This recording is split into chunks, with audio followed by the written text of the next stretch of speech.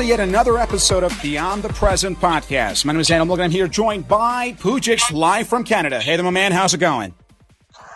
Everything's great, man. How are you? Life is just wonderful. And we have a new guest on board. Her name is Floriana, and she's right here to tell us about a lot of great things. So, Floriana, how are you doing?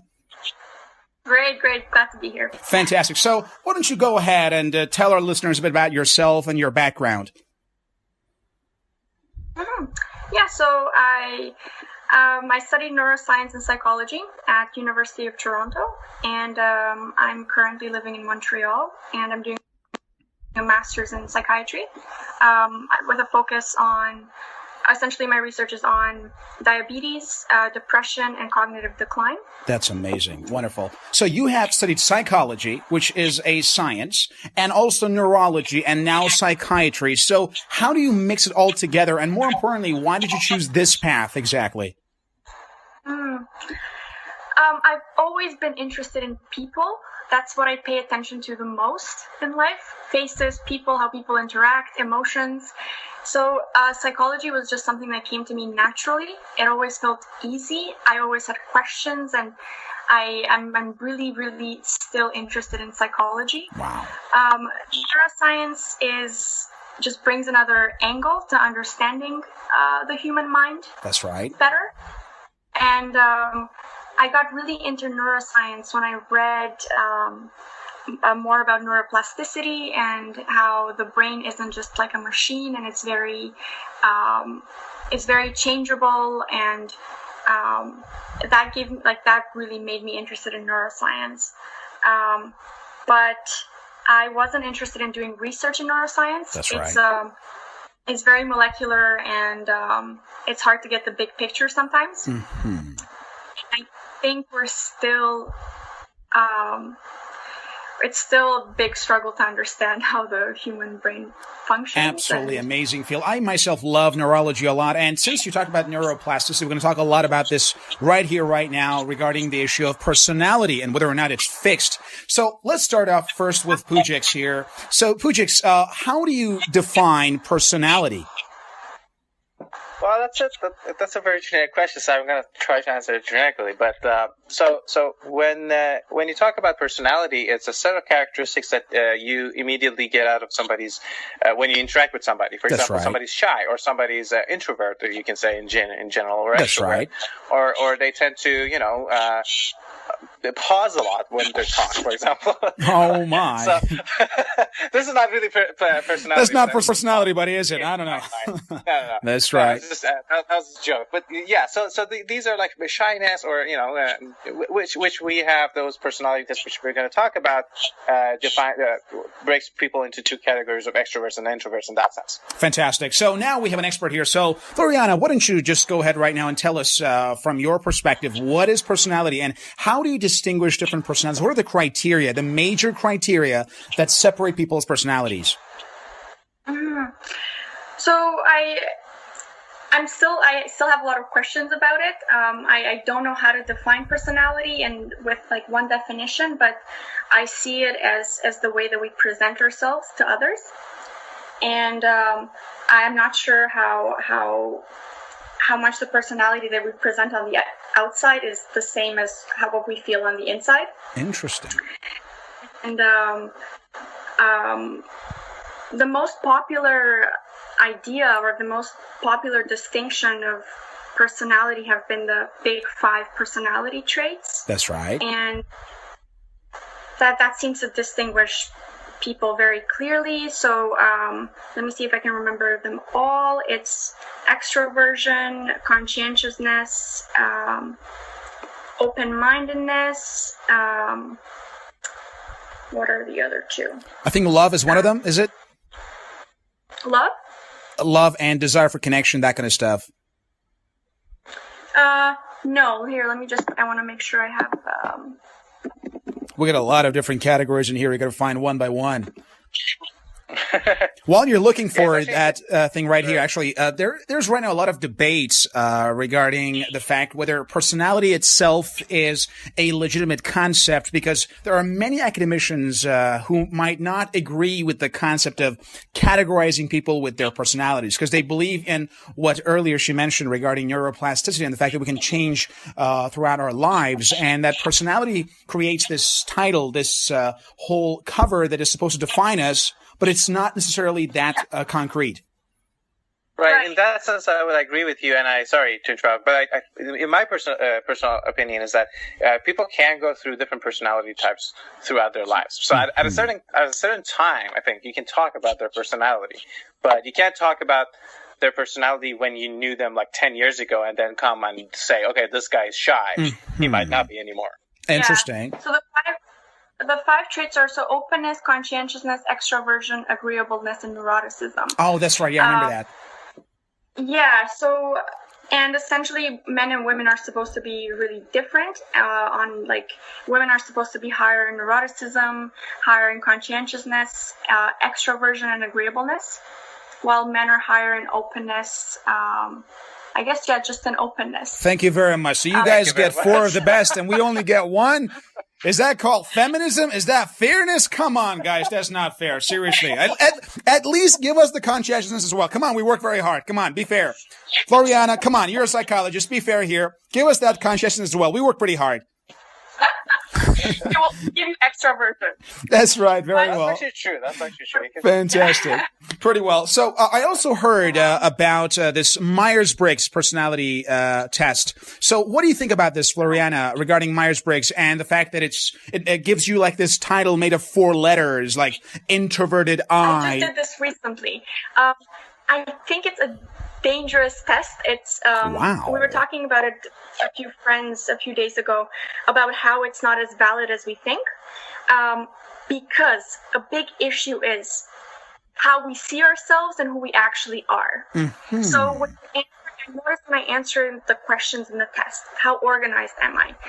It depends. I'm organized in certain areas, less organized in other areas. Sure, I can answer somewhere in between, but there's other parts of us. Am I really extroverted? I like to think that I am really extroverted because I like being around people. But is that how I want to see myself? Is that how I express myself on the outside, or is that really who I am? And so I feel like to be able to, you have to really know yourself really well to be able to get 4 letters, but then we're also changing all the time. That's right. So I don't know. I'm not a big fan of it, just because I've noticed when I answer. Makes sense. So we're going to stick with that 5, basically, categories that you mentioned earlier. And let us first define all 5 of those so we can actually grade ourselves here. So you mentioned one is extroversion versus introversion. One is agreeableness. One is conscientiousness. One is neuroticism. And what's the 5th one? Openness, right? Yes. So let's first define the first element. How do you define extroversion versus introversion? I mean, who is an extrovert? Who's an introvert exactly from a psychological point of view? Can you repeat the last part? Who is an extrovert or an introvert from your perspective? How do you know if this person is an extrovert or an introvert?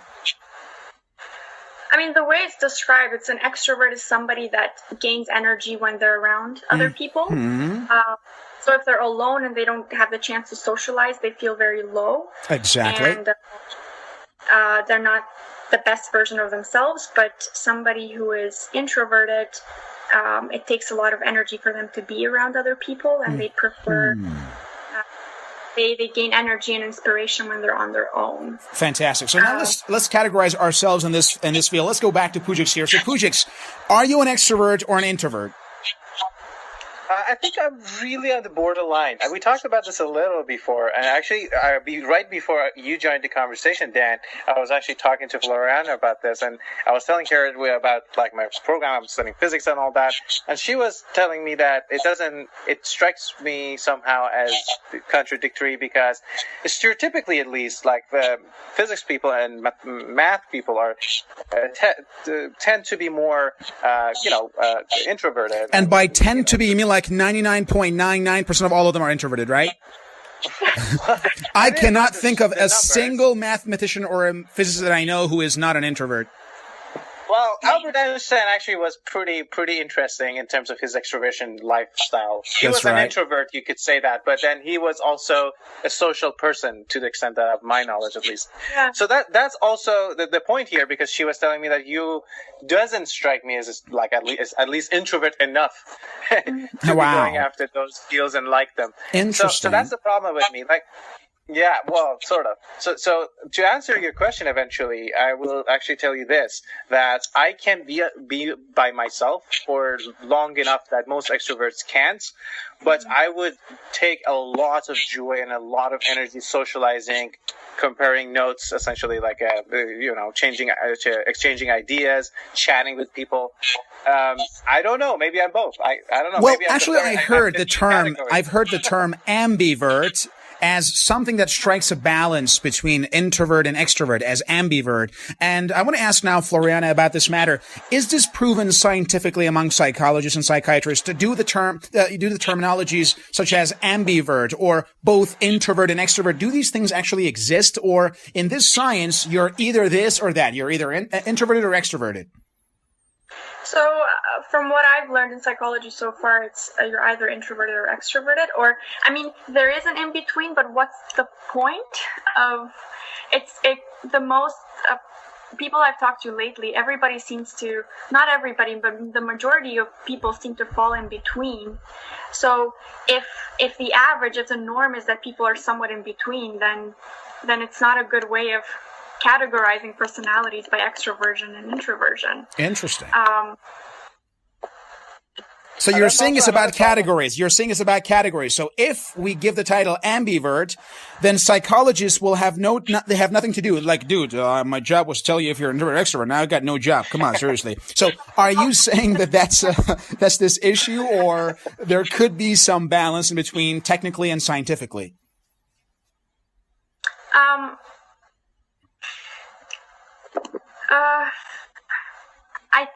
I think there can be some balance. I don't really believe in extroversion and introversion. Oh, interesting. I think we're a bit more complex than that as humans. Wow. Right. Go for it. It's actually a really long point, but having immigrated from another country at a prepubescent age, but at an age where I felt like I knew myself well enough, I realized how I became more open. I became more conscientious. I became more introverted. Wow. Because when you go into a new culture and you can know when you want to talk to people, you want to express yourself, but you don't have the language to do it.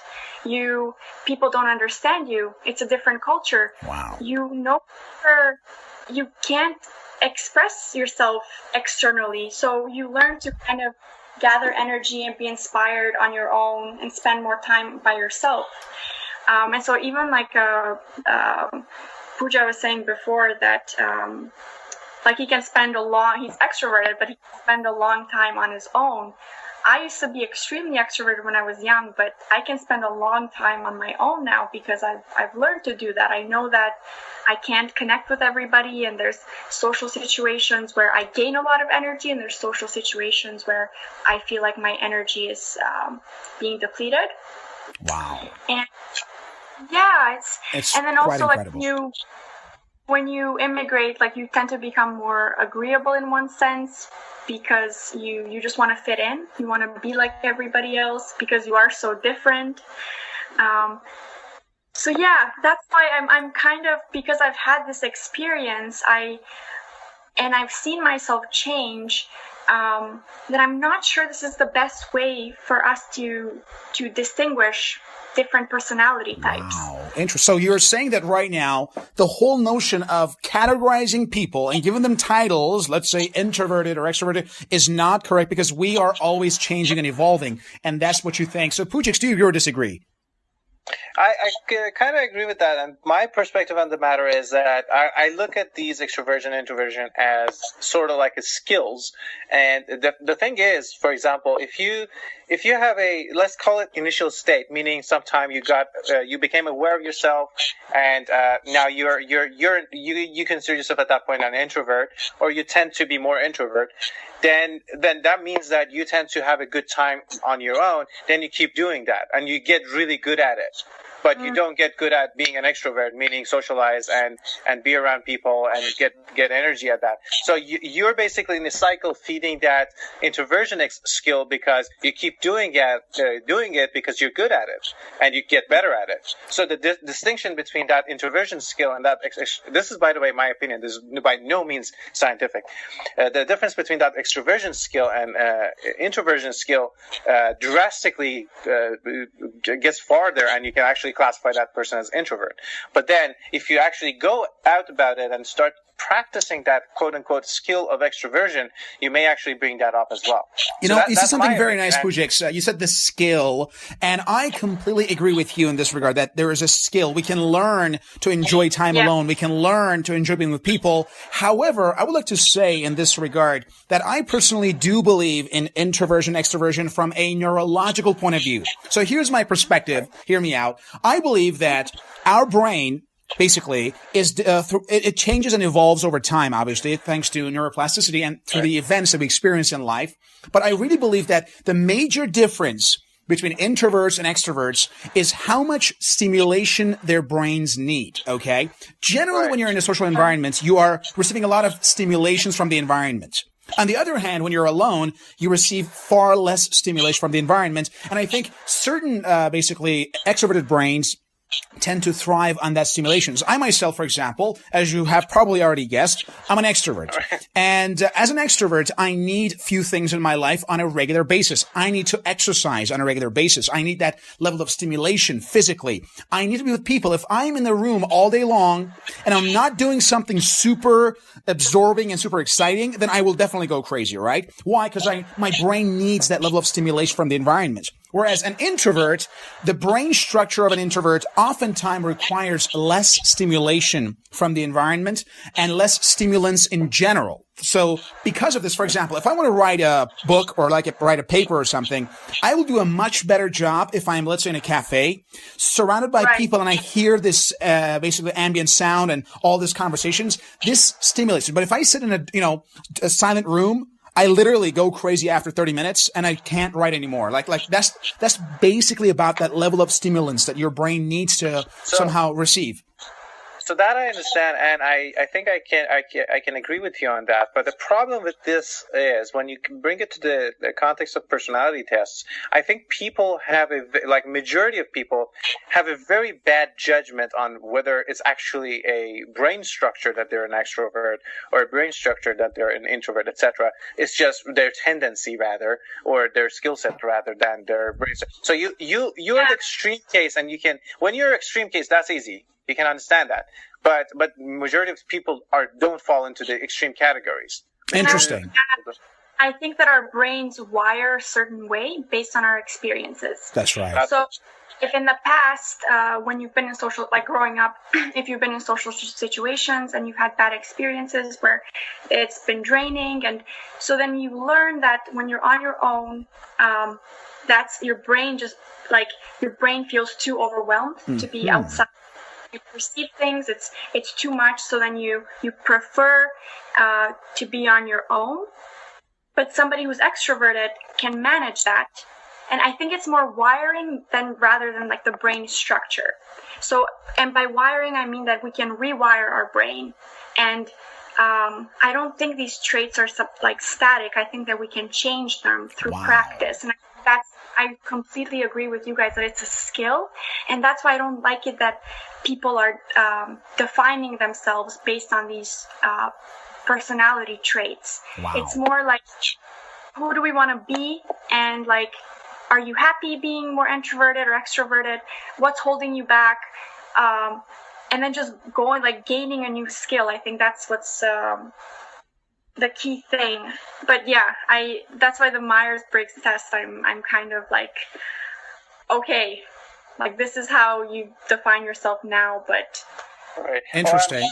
Go ahead. Particular, I want to be able to move on from this because we have so many things to cover. But just with respect to this particular test, I think that there's another problem, and that is, first of all, you're asking the person to answer about themselves. That's not necessarily my perception of me. That doesn't really necessarily is in agreement with your perception of me. That's one thing. Secondly, that's right. Secondly, it's a binary question: are you an extrovert or an introvert, or something like that? It's like yes or no.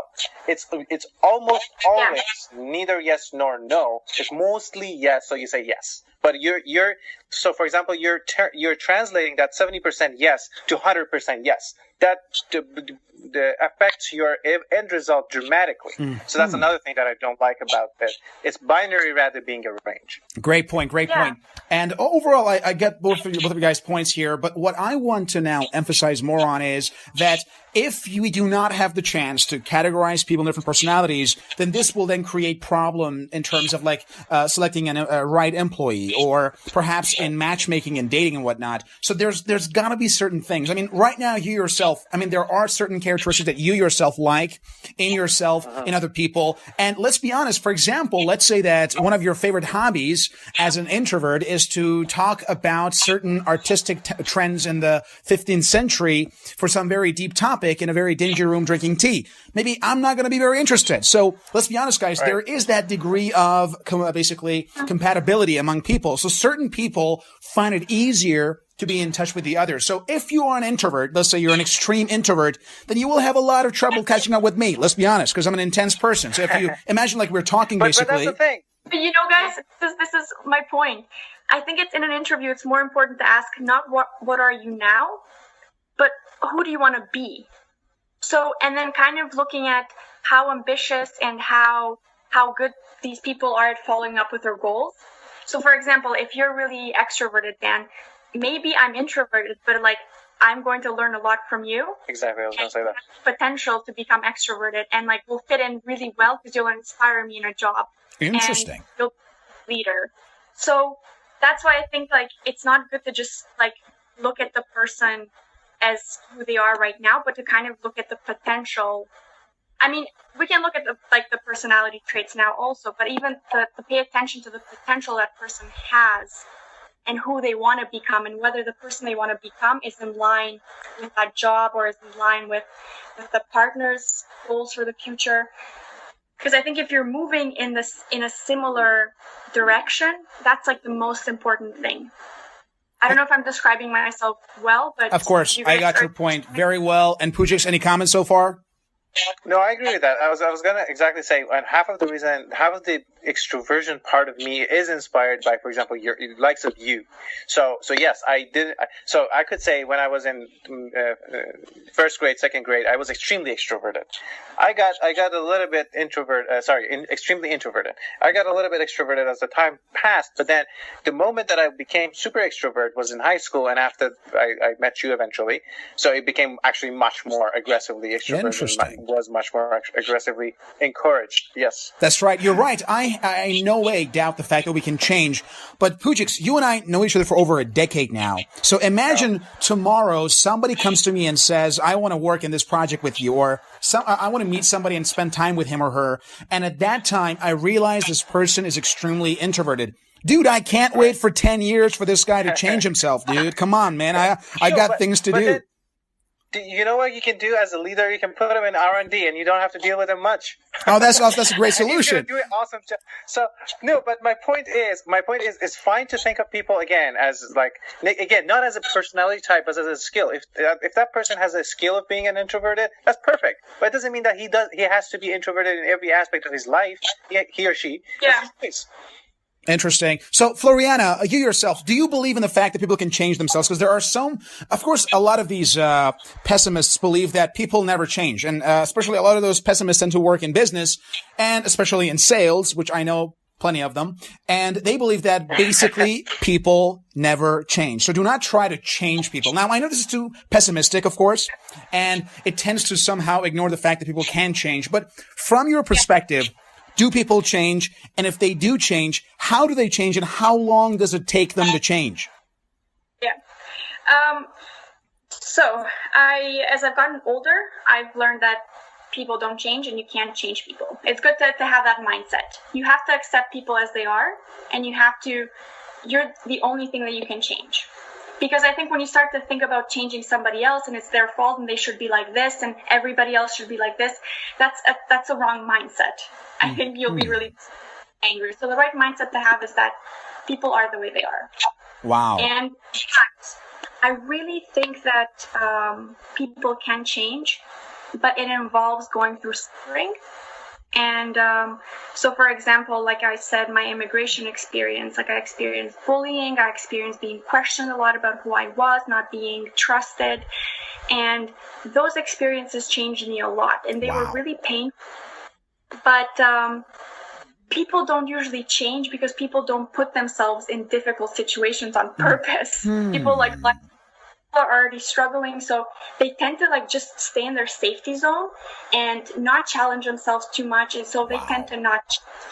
And that's why I think we're so attracted to people who like challenging themselves, because those people grow the most, and they're always learning, and they're always exciting to be around.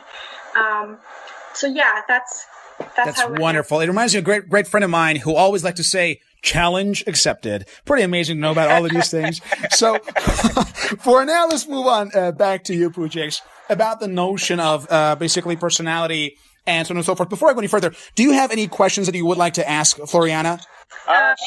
No, well, me? That's right, because I felt like, because you guys know each other right now, basically, and do you have any questions before I move to the next part? No, I actually want to go to the next part because this part was taking forever. That's right. Fantastic. So now that we've talked about this aspect of change and whatnot, let us then talk about how to deal with different types of personalities. That's another important skill that we all have to have, because let's be honest, as Floriana mentioned, people don't change. We should assume they do not change, and this will then allow us to treat different people differently. But for now, you yourself, Poujix, do you find it easy to deal with people of different personality? I think I'm pretty good at, coping with coping in general, and I think I'm very good at coping with people. It doesn't mean I'm gonna spend a lot of time with a lot of different people. Of course, I have a core types of personality I tend to spend time with. But if I'm stuck in a situation that I have to deal with people that are quite different than I normally would, I think I'm pretty good at doing it for the short period of time that I have to. Yeah. Fantastic. Floriana, how do you find it easy to deal with people with different personality? Given your career pathway, I don't know if you will have a lot of patients experience right now, if you're going to have a lot of patients come into your clinic or something, or you just want to focus on research? I used to work at a psychotherapy clinic where I spoke to about 30 clients a day. Got to be pretty tough. Yeah. It's I loved it. It was tough in terms of that I was on the phone, but I'm trying to think about it.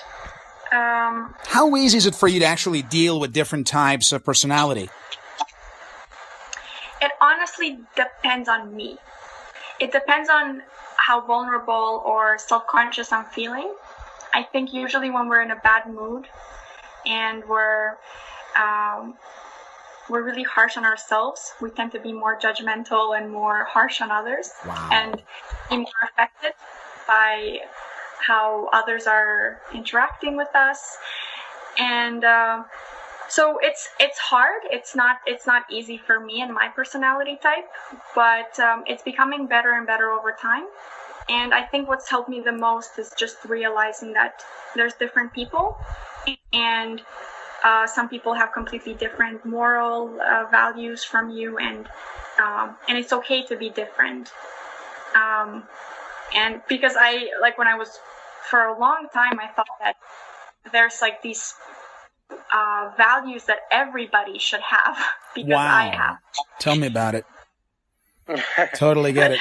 But ultimately, because generally speaking, I myself don't, I really would have liked myself to be a bit more open-minded. Unfortunately, I tend to have a little bit of trouble in that regard, in that I do tend to have certain beliefs that are very strict.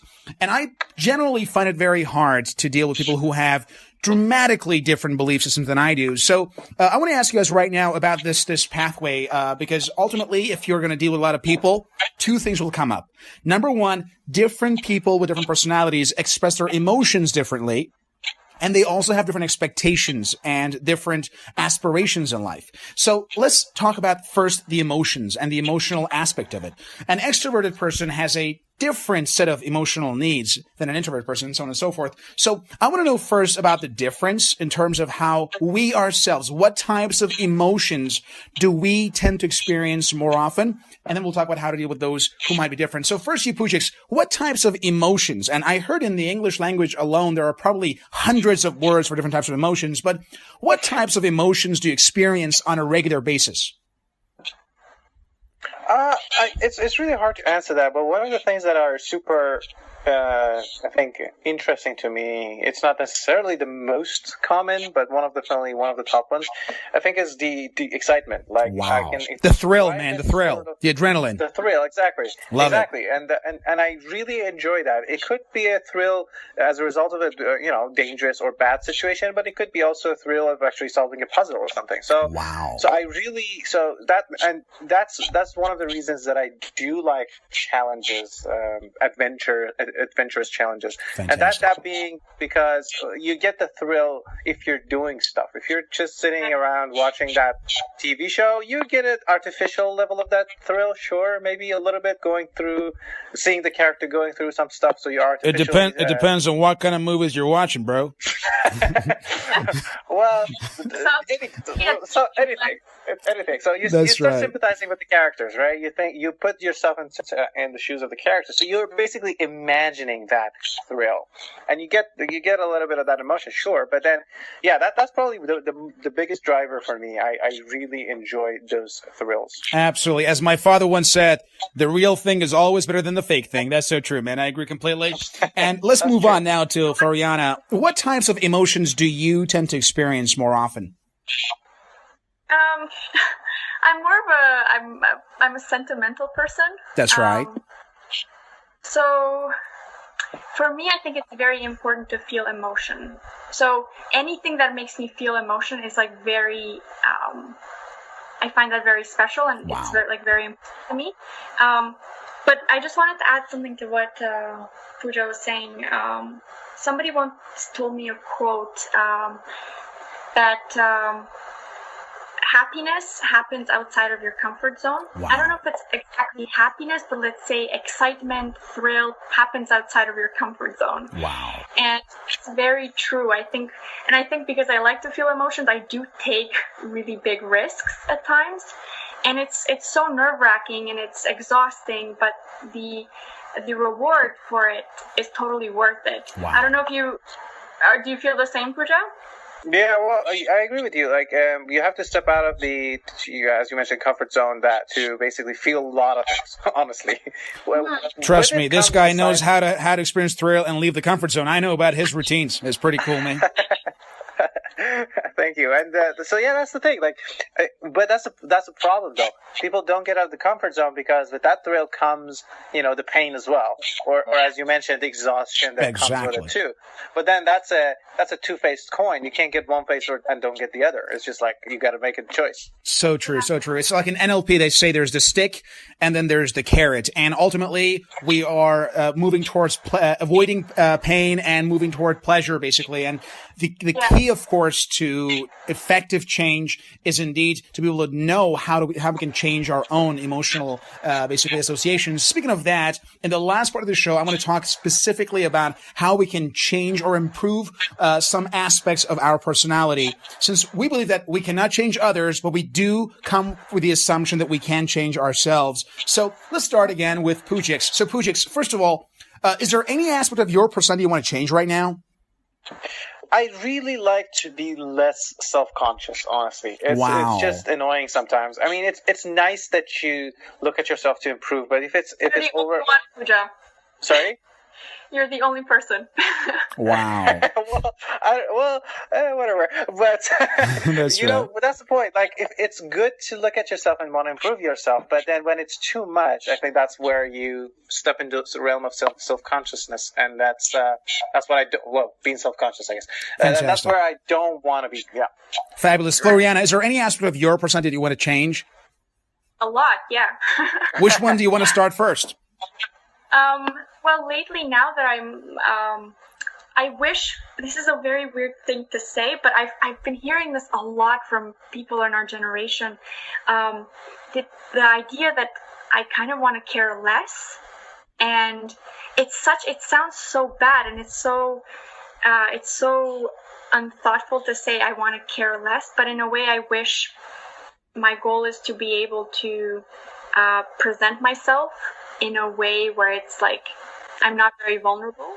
Very so nice. I'm thinking more for like job interviews, to be able to talk about yourself, but to not feel self-conscious about it, and to not take it personally, and to be able to network with people, because I'm always trying to be very genuine, and sometimes I wish I had more of a persona where I wasn't like always struggling to find, like I have a way that I interact with certain people.